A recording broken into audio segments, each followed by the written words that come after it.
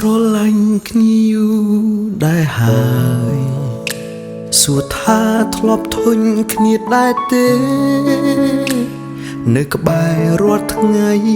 ពេលខ្លាំងធុញដែរប៉ុន្តែមិនធ្លាប់ចង់ឃ្លាតគ្នាបើថ្ងៃរះជាទម្លាប់បើសង្កត់មិនរីងនោះទេទូជួបអ្នកណាចិត្តស្មោះមិនប្រែអូនជាពាក់កណ្ដាលជីវិតបង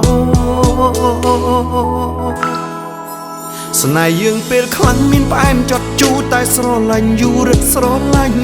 ពេលសប្បាយរីទុំនឹងអូននៅក្បែរបងគ្រប់ពេលរស់ជាមួយចិត្តបែងដូងអូនសែនកក់ក្ដៅម្លេះទេស្នេហ៍នឹងថិតថេររយជាតិណាអូនឲ្យលើសពីពាក្យថាស្នេហាអូនជាទីប្រឹក្សាដ៏ល្អស្ងួនប្រៀបដូចជាកាដូផ្ដល់ឲ្យបងពីទេវតាជាបុណ្យពីបុព្វេជួបមនុស្សល្អក៏ប្រាថ្នាសន្យាគ្នាណាយើងកាន់ដៃគ្នារហូត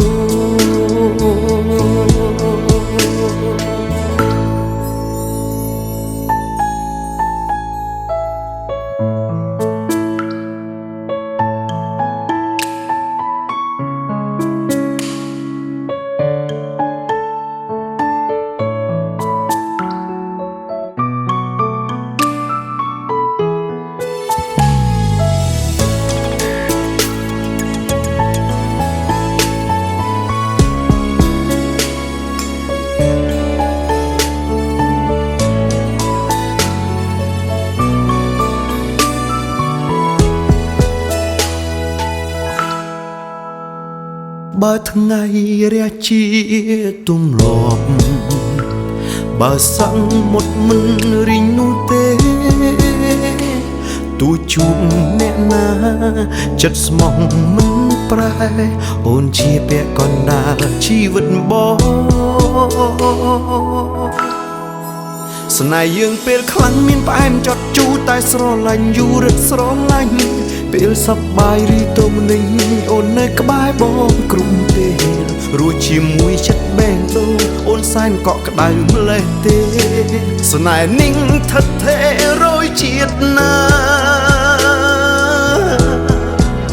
អូនឲ្យលើសពីពាក្យថាស្នេហាអូនជាទីប្រឹក្សាដ៏ល្អស្ងួនប្រៀបដូចជាកាដូផ្ដល់ឲ្យបងពីទេវតាជាបុណ្យពីបុព្វេជួបមនុស្សល្អក៏ប្រាថ្នាសន្យាគ្នាណាយើងកាន់ដៃគ្នារហូត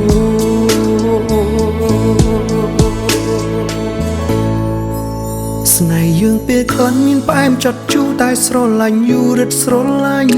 ពេលសប្បាយឬទុំនឹងអូននៅក្បែរបងគ្រប់ពេលរស់ជាមួយចិត្តបេះដូងអូនសែនកក់ក្ដៅម្លេះទេ